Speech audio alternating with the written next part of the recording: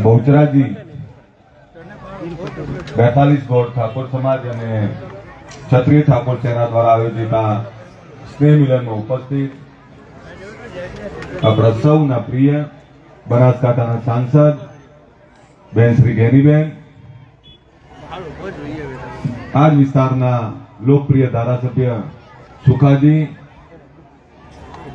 મહેસાણા જિલ્લા કોંગ્રેસ સમિતિના પ્રમુખ પૂર્વ ધારાસભ્ય બળદેવજી, અમારા વડીલ પૂર્વ સંસદ સભ્ય નટુજી, આ વિસ્તારના પૂર્વ ધારાસભ્ય ભરતજી, અમારા આગેવાન ભોપાજી, રામજીભાઈ, અમારા અહીંના જ મોટા આગેવાન એવા ભગાજી, અને આપણે બધા વચ્ચે જે બેઠા છે એકવાર વિક્રમભાઈ માટે જોરદાર તાળીઓ પાડી દીધી, જરા ખખડીને તાળીઓ પાડી. એમને કાર્યક્રમ છે તેમ છતાં એકવાર જોરદાર તાળીઓ પાડી એમના નામે.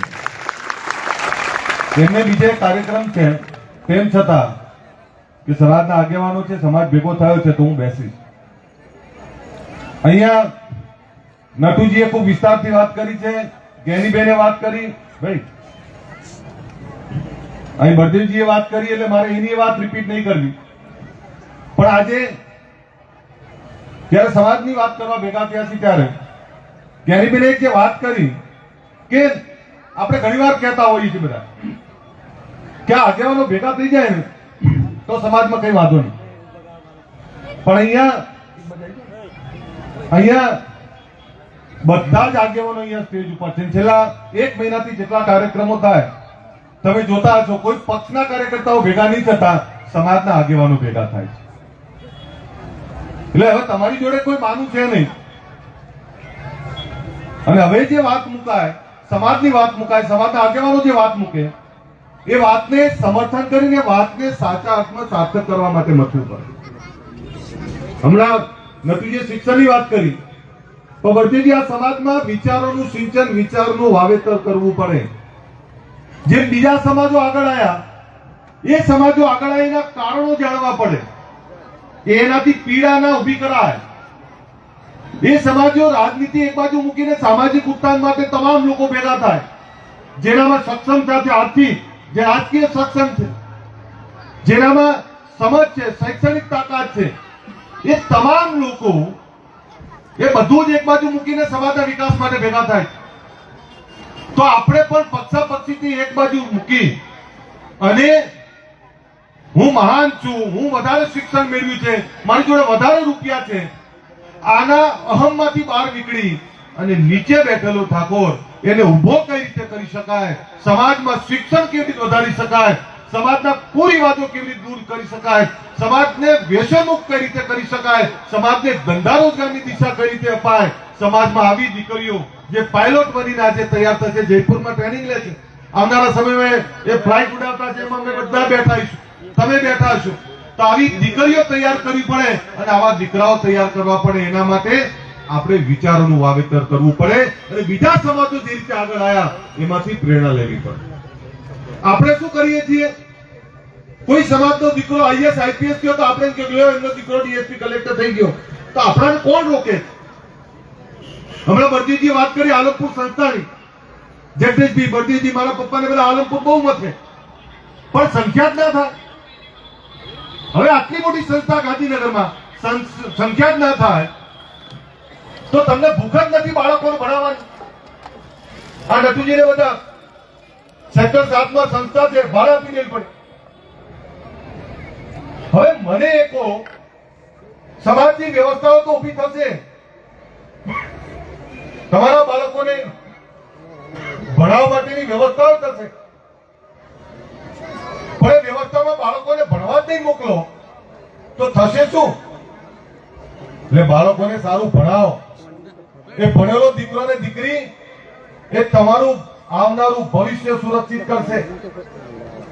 બીજી જે વાત આવે છે સમાજ ઉત્થાનની, સમાજની એકતાની, તો રાજનીતિ તો આવતી જતી રહેવાની, ખુરશીઓ બદલાતી રહેવાની, પણ તમે સમાજ માટે કેટલું મથ્યા, તમે સત્તામાં હતા, તમે ધારાસભ્ય હતા, તમે સંસદ સભ્ય હતા, ત્યારે સમાજ માટે કેટલું મથ્યા, લોકો આને યાદ રાખશે.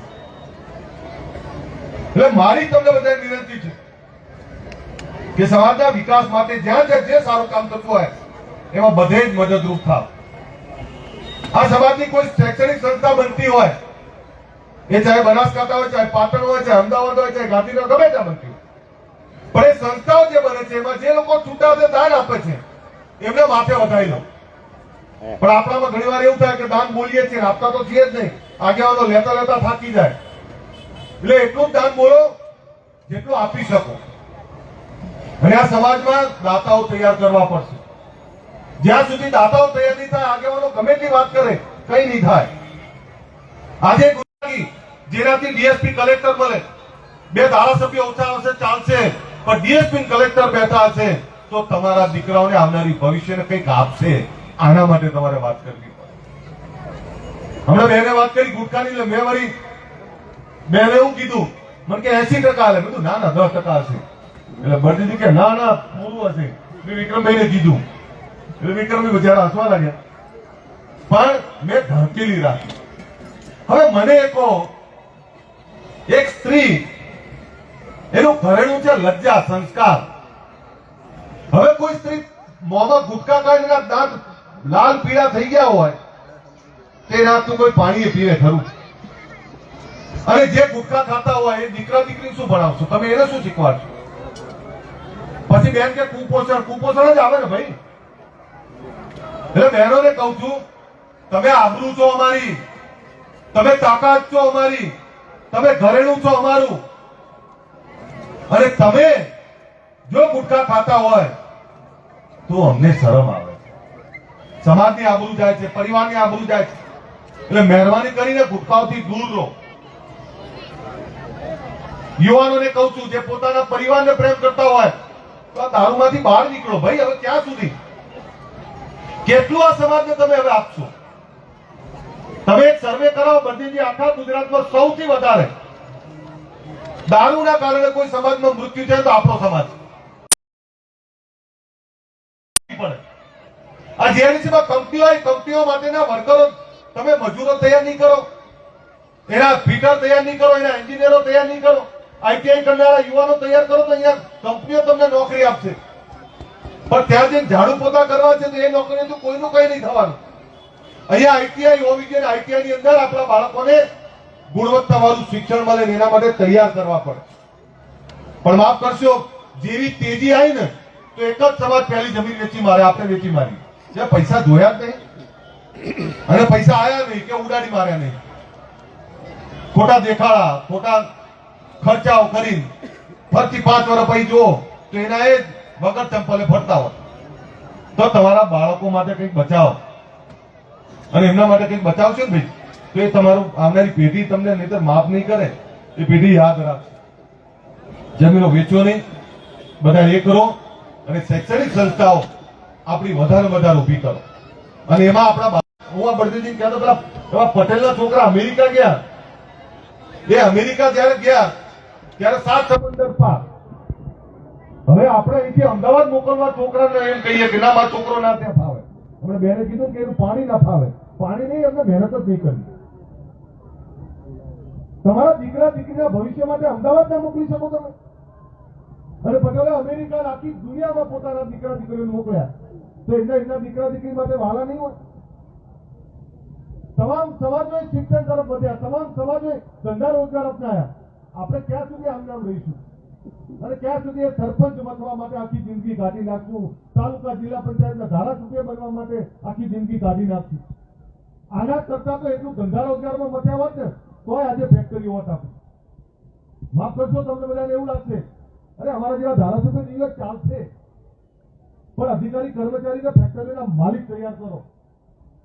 એ તૈયાર થયા છે તો આ સમાજ બચી જશે.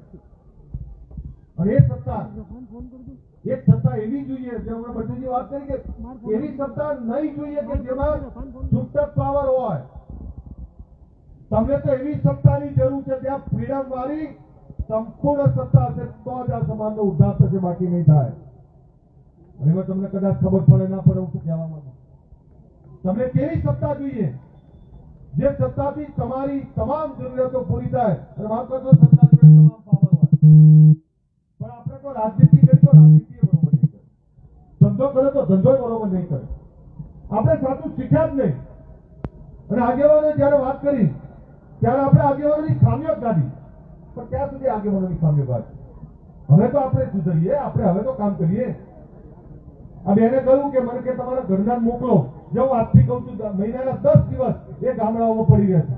પણ તમારે તમારા ઘરના બહેનોને તો કાઢવા પડશે ને. બેઠેલા પોતાના ઘરમાંથી ચિંતા કરે. આ એના માટેની વાત કરીએ. હમણાં કામ ના કરી શકીએ ને તોય મતલબ નથી. મારી વિનંતી એટલી જ છે કે ઠાકોર સમાજ અને ઠાકોર સમાજની સાથે જે સમાજ તમને મદદ કરતો હોય, જે સમાજ તમને દાન આપતો બધાનું લઈ મદદ તો લેવી જ પડશે. એકલા થાકી જશો. પણ એ બધા તમને જે મદદ કરે છે એ મદદમાં તમારે જાતે મથવું પડશે. કોઈ બીજા તમને ઉભા નહીં કરી જાય, તમારે જાતે ઉભા થવું પડશે.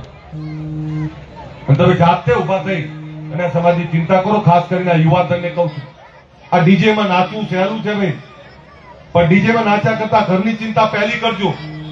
પહેલા મારી ચિંતા કરજો. મને આજે કઈ લાંબા ભાષણો નથી કરવા.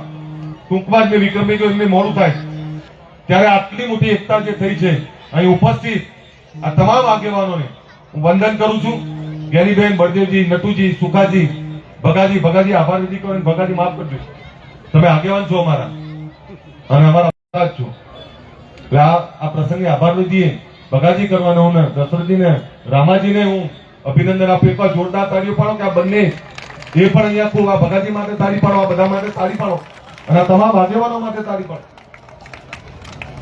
અહીંયા સુકાજી, નથુજી, બળદેવજી, જ્ઞાનીબેન, વિક્રમભાઈ, રામભાઈ, અમારા જગતસિંહ, ભરતભાઈ બેઠા છે, મનોજભાઈ બેઠા છે, ભરતજી બેઠા છે, કેટલા બધા આગેવાનો બેઠા છે. આ બધા આગેવાનો સમાજની ચિંતા કરવા માટે આવે છે. ત્યારે મારી બે હાથ જોડીને બહુ લાંબી વાત નહીં કરતો, એ કરો, સમાજની ચિંતા કરો. અને અમને ડેરીની વાત કરી એમણે, જયારે મહેસાણા ડેરીની વાત કરી, માફ કરશો તમે ડેરીના અંદર તો હોવ છો પણ તમે મત આપવાનો અધિકાર પણ નથી ભોગવી શકતા. એટલે તમારો મત આપવાનો તો જાઓ. તમે વહીવટ તમે કરતા તમે ઠરાવ બીજાનો કરતો જાઓ, તમે આપી આવજો વાત. તમને તમારા મતની કિંમત નથી. તમારા મતની કિંમત કરવી પડે. હમણાં પેલું સરનું એટલે મતદાર યાદી સુધારણાનું કામ ચાલે છે. આમાં મતદાર યાદી સુધારણામાં કેટલા લોકોએ પોતાનું નામ નક્કી કરી લીધું? કોણે ફોર્મ ભરી પાછું આપ્યું? કેટલાએ ફોર્મ ભરી પાછું આપ્યું? મતદાર યાદી સુધારણામાં હાથ ઊંચો કરો.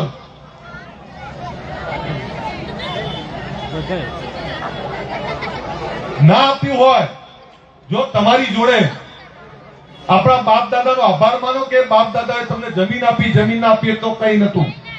અને જમીન પછી બીજું આપણને મળ્યું છે માથા.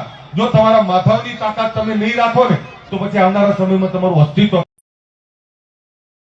હોય. એને ફક્ત મા બાપ અંદર હોય એ સુનિશ્ચિત કરીને એનો દાખલો આપવાનો. ડોક્યુમેન્ટોમાં કઈ છે? 13 પ્રકારના ડોક્યુમેન્ટ છે. એ 13 પ્રકારના ડોક્યુમેન્ટ તમે ખાલી ઝેરોક્ષ કરીને જોડી દેશો તો તમારા મતદાનમાં તમારું નામ સુનિશ્ચિત થશે. અને કોઈ પણ એક આપવાનું. 13 લખેલા છે અને તમને ફોર્મ આપ્યું છે, BLO નો નંબર છે અંદર. તમારા તમામ લોકોના નામ અંદર નાખો. અને તમારા નામો નહીં નાખો તો આવનારા સમયમાં પંચાયતનો સભ્ય જીતી નહીં શકો. અને પછી તમને કોઈ પૂછવાય નહીં આવે. આજે પૂછે છે ને તો આ જથ્થામાં બેઠો છે ને એટલે કોઈ પૂછવાય આવે, બાકી તો કાલ પૂછવાય નહીં આવે. એટલે મતદાર યાદી સુધારણામાં 9 તારીખ છેલ્લી છે. એ પહેલા તમારા બધાના મતદાર યાદીમાં નામ સુનિશ્ચિત કરો. સમાજની એકતા જાળવી રાખો. નહીતર પત્યા પણ બધા ભેગા રહો. ભેગા રહીને એકબીજાને પ્રેમ કરો, એકબીજાને મદદરૂપ થાવ. જે કોઈ લોકો કામ કરે છે એ તમામ આગેવાનોને વંદન કરું છું. મને ગમાડે ના ગમાડે પણ જે કોઈ લોકો સમાજનું સારું કામ કરે છે બધાને હું વંદન કરું છું. અને આપણે છેલ્લે વિક્રમભાઈ ઠાકોરને સાંભળવાના છે ત્યારે હા એ અમે આપણે બધા એટલા જ બેઠા છીએ. પણ મારી વિનંતી એટલી છે કે કુપોષણ આ બાળકોમાં જે થાય છે ને, બહેનો વ્યસનો છોડો, બાળકોને ધ્યાન રાખો, એમને સારું ભણાવો, વ્યસનોથી દૂર રહો અને સમાજની એકતા જાળવી રાખો. એ જ વિનંતી સાથે મારી વાત પૂરી કરું છું. જય હિન્દ, જય જગત.